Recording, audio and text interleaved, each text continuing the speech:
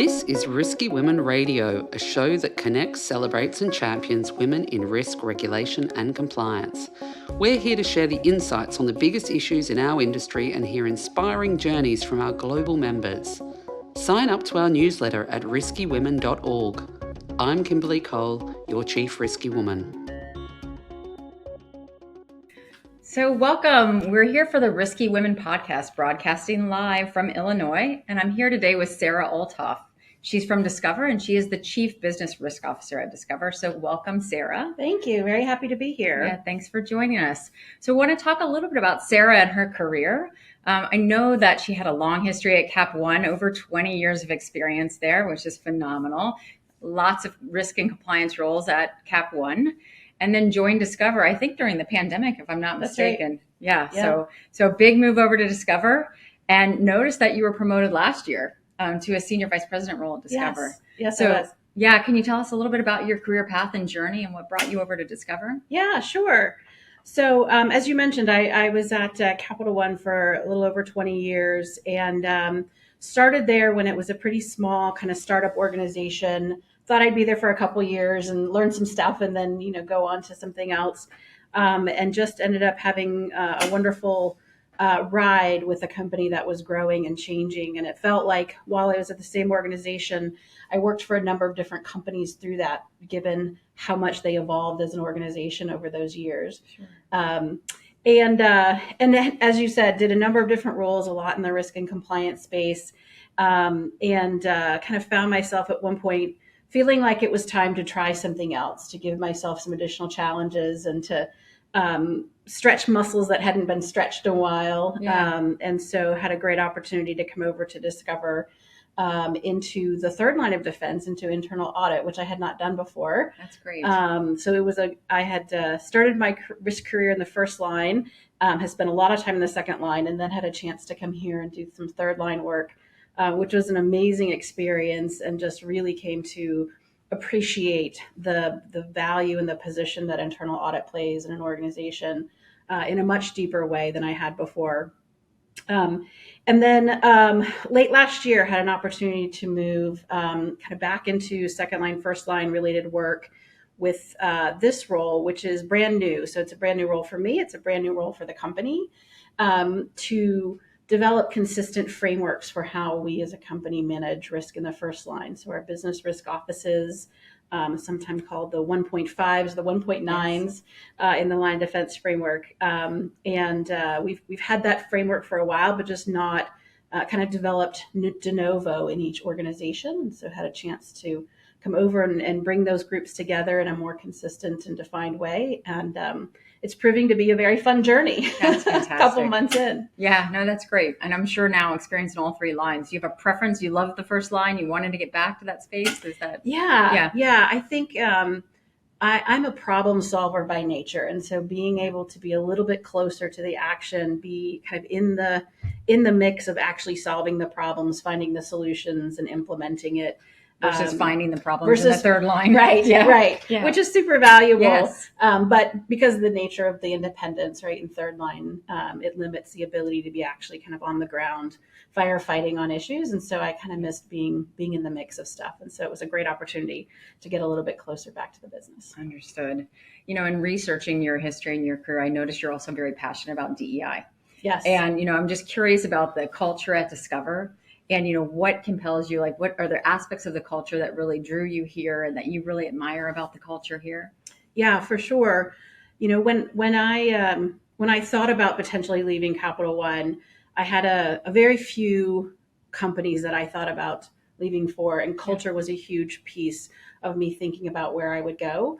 And I had a chance to meet and talk with a number of people here at Discover, and just really felt like it was a great culture, very collaborative, very people oriented. There's one of our core values, which is we succeed together. And by nature, I'm a collaborator. I like to work with other people and solve problems together. And so was excited to find another organization where culture was important and openness and collaboration was at the core of how the company functions. And so that's been great. I'm super glad I didn't have to trade that off when looking for other opportunities. Sure. And I think, culture has always been a big part of Discover's history and will be a big part of its future. People, I think, are really drawn to cultures that support openness and collaboration and engagement. And I think also have core values that they live and breathe by, and have investments in DE&I work. So proven to be very true for me here. Absolutely. I mean, I love the we succeed together. I always have, similar thoughts for my team, one dream, similar mindset. Yes. And I'm just, thinking about that culture and how does that help you attract and retain, right? Because it's both, right? You've got to attract the talent. And today our topic is talent management for those of you that aren't tuning in on the topic, but for, how do you attract individuals and then how do you keep them here? Is it that collaboration and that, we succeed together mindset that you think keeps people at Discover? I think it's a big part of it. I think even more so today, I think there's a big emphasis for people in the job market to think about not just where they could work, but where do they want to work? Right. What kind of environment do they want to work in? Yeah. And while there are those that thrive in different environments, I think for me and for a lot of people, working in a space where you feel valued and like you can speak your mind and you Absolutely. can be open, you can be heard, means a lot. And I think the opportunity for people to feel like they can explore different things at the company, right? Have the opportunity to try different roles out. The kind of idea of openness and collaboration creates space to see what else exists, right? And give you a chance to say, hey, this is something interesting I wasn't aware of. And maybe I want to try this role out or try this area of the business out. So that brings us to a really interesting point, right? So you're a risk professional and you've taken risks, I'm sure, in your career, right? And, sure. And, that safety zone, like you're saying at Discover, it's okay to make mistakes. It's okay to be open. What's one of the kind of biggest risks you've taken in your career? And, did it pay off when you took that risk? Yeah, I think one of the first ones was certainly joining Capital One when it was a very small kind of startup organization. I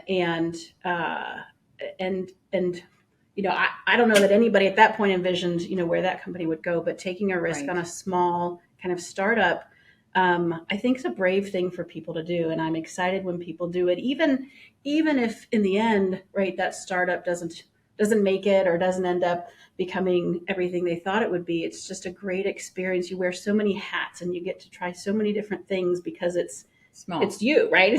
There's no other person to point to. Yeah. But then I think this role that I'm in now too was a risk in terms of it's brand new. Right. Building something new is hard, and you have to change the fabric of an organization, of how it operates and its norms and its kind of habits of how things happen, and insert this new thing in all these different places, and that can be hard. It can be hard to break some of those norms while people are super open to change. It just might not be on the front of their mind, right? That this is something to do differently. Yes. And we say people are open to change. I'll tell you, one of my roles at Protiviti is business performance improvement leader, and we have people and change in our practice, right? And just inherently, I think by nature, people don't want to change. They don't like change. You find out, you go into a meeting room, everyone sits in the same seat they sat in the last time, that's right? We're creatures of habit. Yeah, absolutely. For sure. So, it's a very, great thing that you're trying to do in terms of influencing change, and interesting how you do that. Talking about that, like thinking about role models in your life, like who have you looked up to from a career perspective? Or it could be anyone, right? Entertainment. Who are your role models, and how have you kind of emulated those folks as you've moved in your career? Yeah, I had a really fortunate situation during my career where the person I worked for and I worked together for 10 years in a kind of manager subordinate relationship. And it was one of these like yin and yang moments where we're actually very different, but we complemented each other really well. So he knew my strengths, I knew his, and we could really have some really good synergy. But it gave me really good perspective to watch as he navigated the organization and worked to leverage others, right? Instead Sure. of having it all be something he felt like he had to drive. So I learned a ton from that.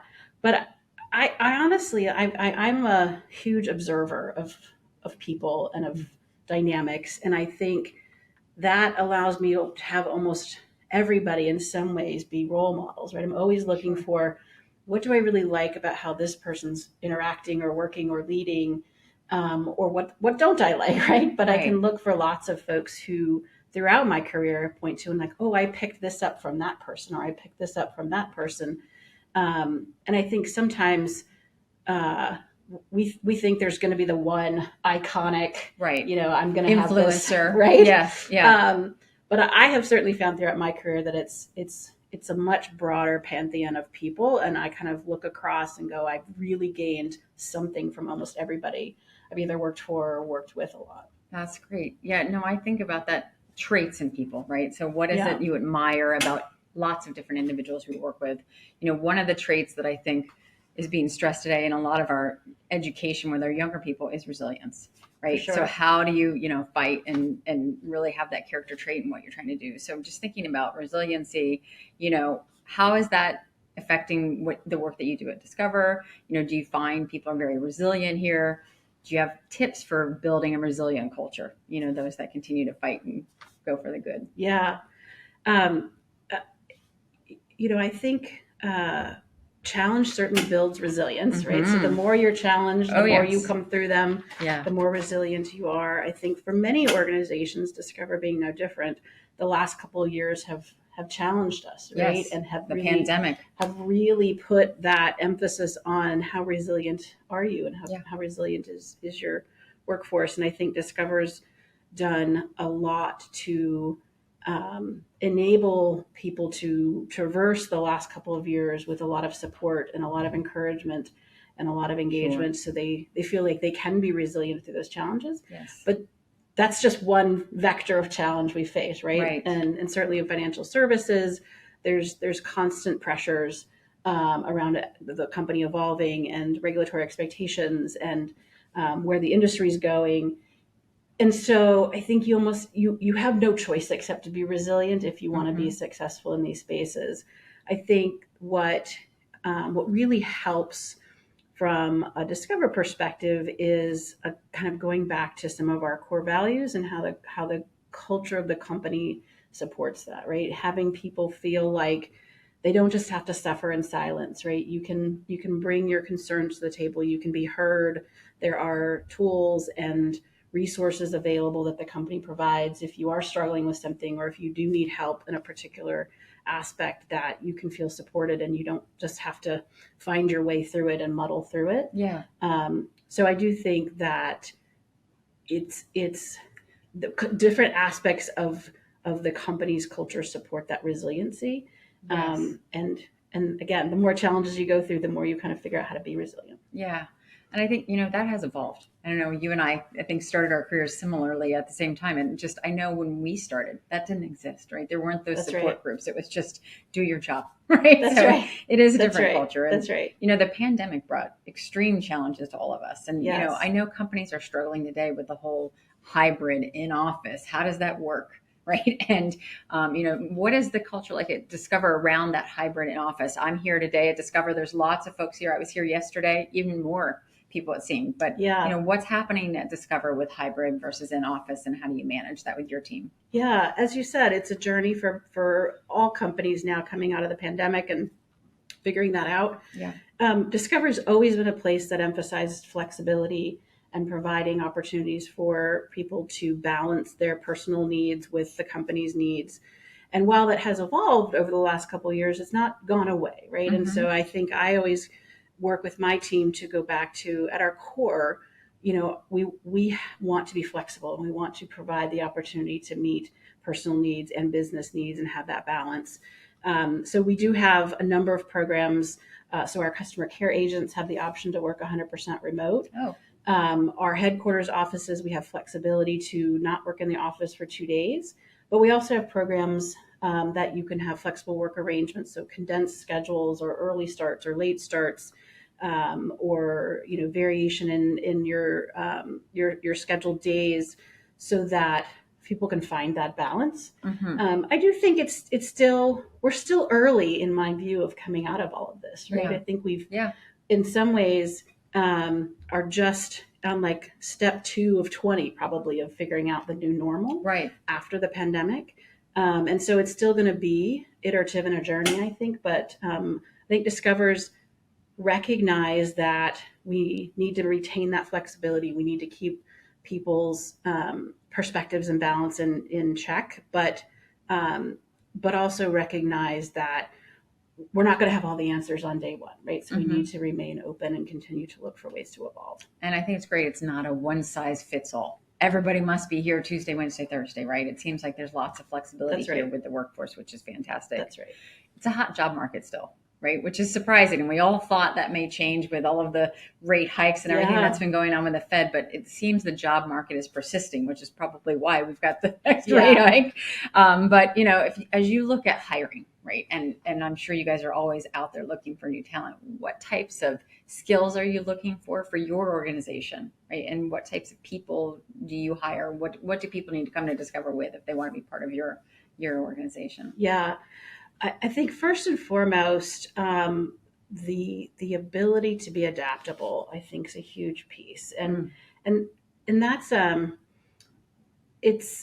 it is probably true for many jobs, but I think particularly when you're in any risk or compliance related role, the world is always changing, right? And there are new influences and new inputs all the time, kind of reprioritizing our day. And so having the ability to be adaptable, to be agile, to recognize and lead through change is just critical to be successful in these spaces. The other one I really look for is what I call integrated thinking, or sometimes some people might say is connecting the dots, right? Seeing kind of disparate pieces of information and saying, hey, I actually think there's some connection across these, or there's something related to these pieces of data that I'm seeing across different, vectors of things, and being able to draw kind of more connected conclusions. Because risk can be elusive, right? There's stuff that's very clear, but then some stuff that's really elusive.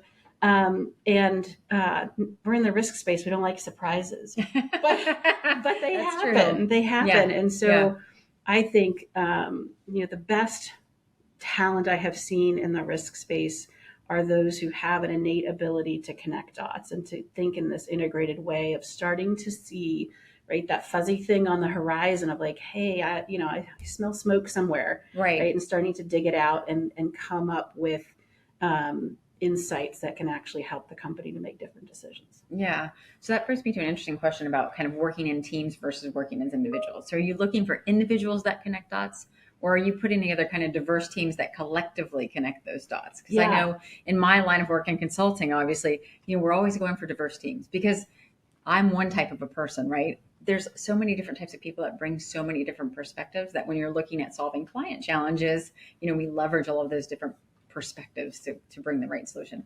How about at Discover? Do you find the same? I think it's both. I think it is both, folks who can innately look for some of that, as well as through a team. A number of years ago, I was introduced to a term called shared consciousness, which I just love. And to me, it's this idea of how teams develop this shared understanding of what's going on, and different people play different roles in that and bring different insights to the table. But if you can have that team develop this kind of shared consciousness of what's going on, then they become that hub, right, of the dot connecting. And it's tough to do. You have to be very intentional to make that happen, because we all get on our priority list and we all get going down our path and we're all kind of running against our stuff. But I think if you spend some time to create space for people to share, even if they don't think it's impacting to other people, right? But just to, here's what's going on, or here's something I saw, or here's something I observed, it plants these seeds that I think teams over time can like pull on and harvest. So I think it's both. Yeah, no, absolutely. So just thinking again around kind of what you're looking for, likewise in your career, thinking about career advice you've received, or, I've heard this phrased as your younger self, if you could give advice to your younger self, what would that be? So A, what's the best career advice you've received? And then what career advice would you give to others or to your younger self? Yeah, I think one of the best pieces of career advice I got was careers are not decisions of right and wrong. They're just decisions. Right. And I think sometimes when we're thinking about where we want to go in our careers, we spend a lot of time toiling over, is this the right decision? Right? Am I right. making, We never want to make a mistake. Right. Am yeah. I making a mistake? Yeah. And someone said, it's not a matter of right and wrong. It's just a decision. Yep. And either way you go, you're going to learn something. And that doesn't mean they're all going to turn out great. Right. But you're always going to be learning. You're always going to be growing. And if you approach it through that growth mindset and through the chance to learn from whatever experiences come your way, you'll never regret a move. Right. Even if it's not exactly what you thought it was going to be. And that's always really helped me throughout my career. Luckily got that kind of early on in my career.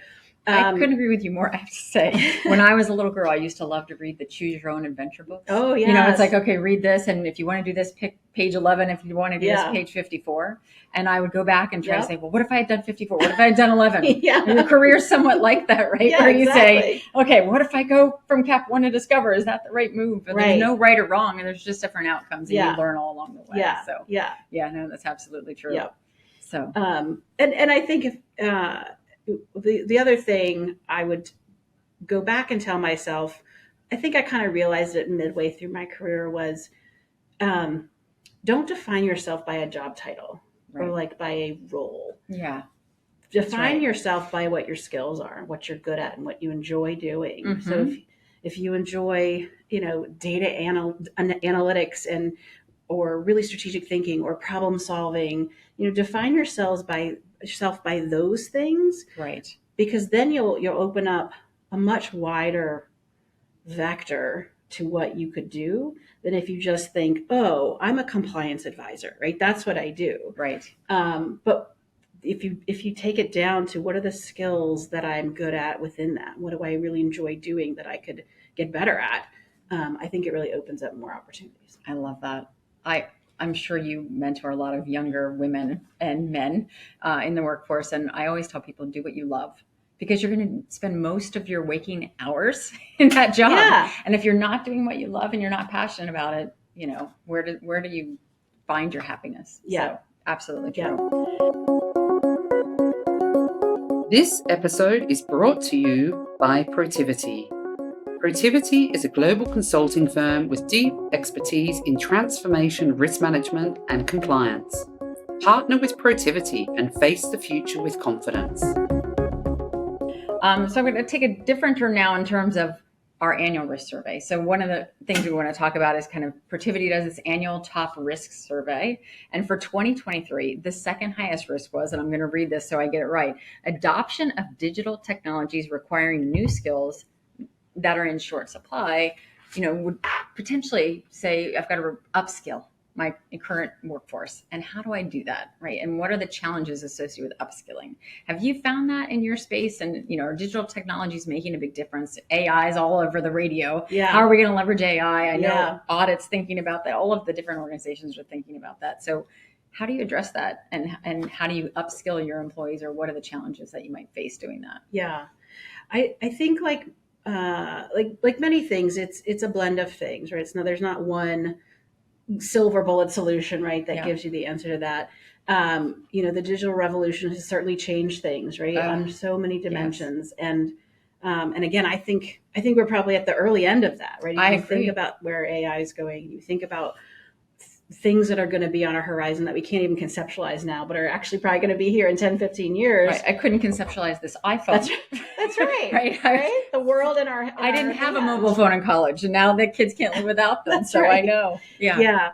So I think it's a blend of things. At Discover, we have what we call Discover Technology Academy, or the Discover Technology experience. And there's great opportunities within that for training and learning focused on some of these emerging technologies or emerging areas of the industry.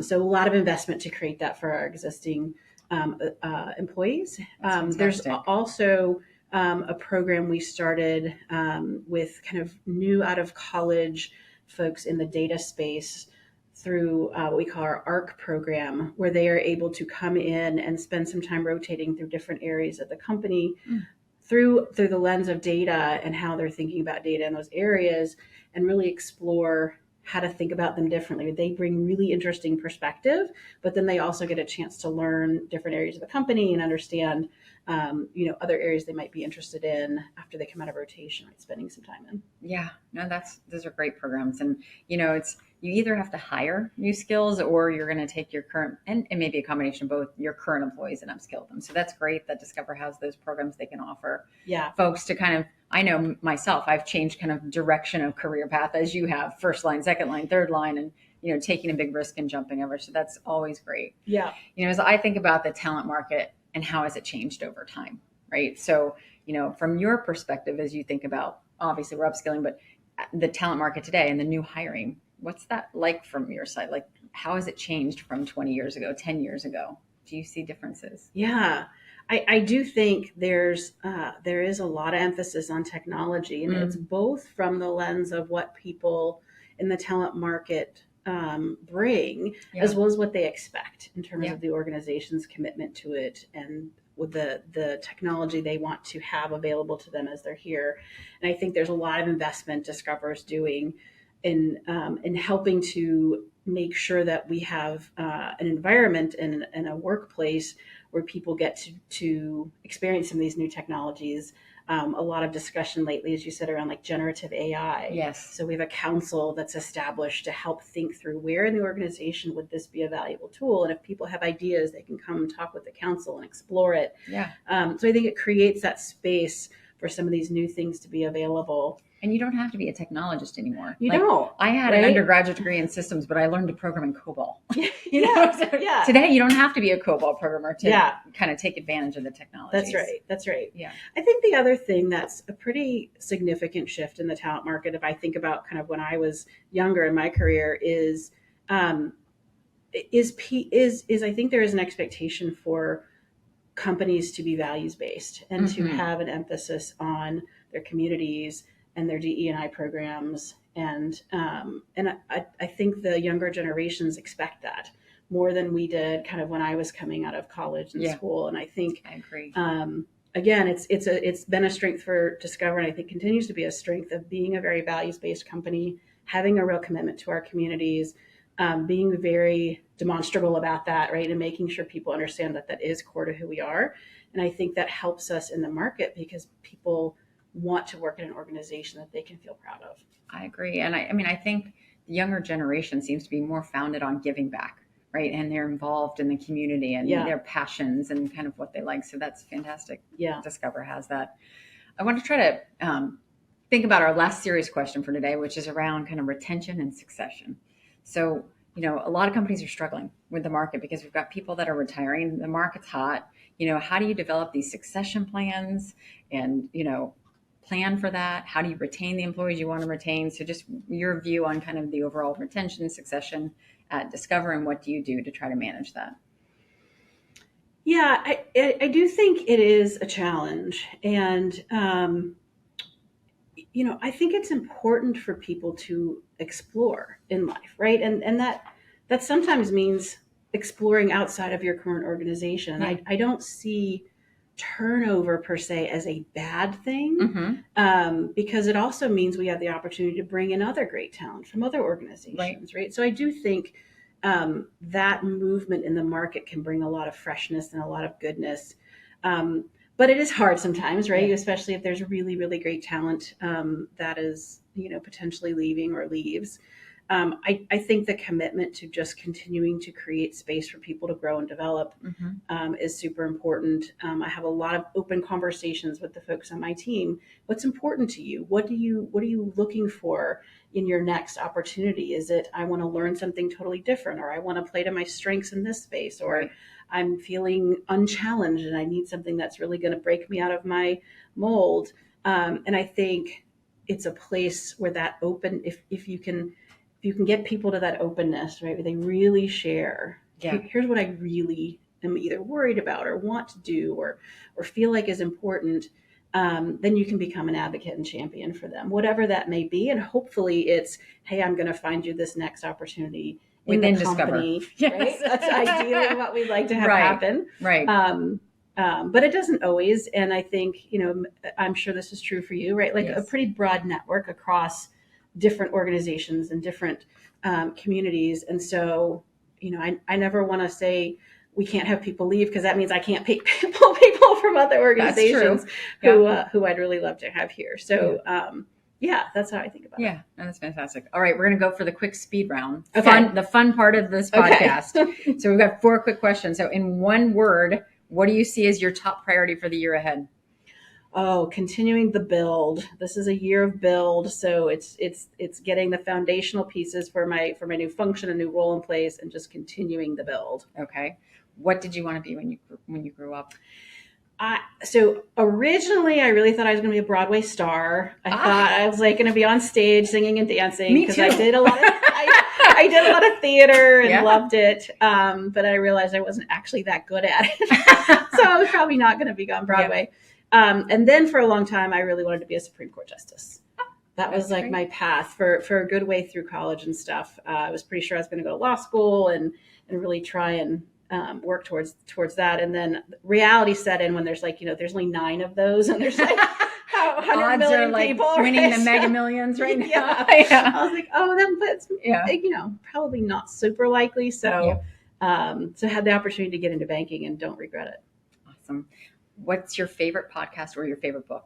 Either one. Oh God, I'm not a big podcaster. Oh, but you're on a podcast. I know, right? I was going to change the mindset. I shouldn't say that since I'm on a podcast. Yeah. I do occasionally listen to Breaking Banks, which I think is it pops up in my feed every once in a while, and so I'll take a listen. Which is got some interesting perspective from an industry perspective.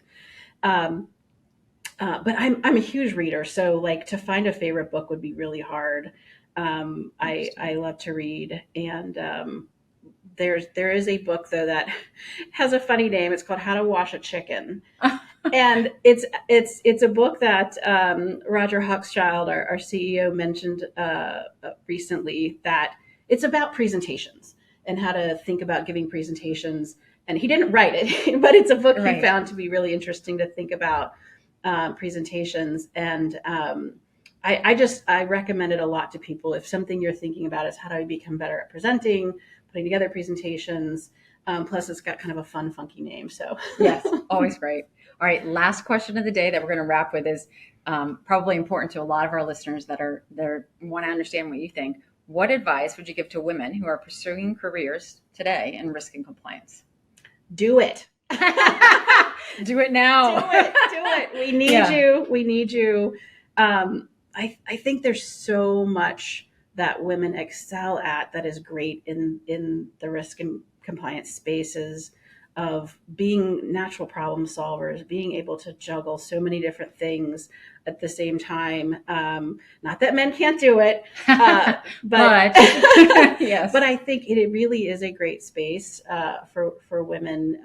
And I kind of stumbled into it early in my career and just was like, oh, I really like this risk stuff. Yeah. And found it to be a really great space to spend my career. And so I would encourage anybody who dabbles in it and thinks it might be their jam to stick with it. Awesome. Thank you so much, Sarah. Yes. You heard it right here. Enter the career of risk and compliance. That's right. If you have not already. We'd love to have you. Yeah. So Sarah Olthoff with Discover, thank you again. And thanks everyone for joining us for the podcast. Yes. Thank you for having me. Thank you for listening to this episode of Risky Women Radio. Be part of the ongoing conversation and learn more about our events and other programs at riskywomen.org.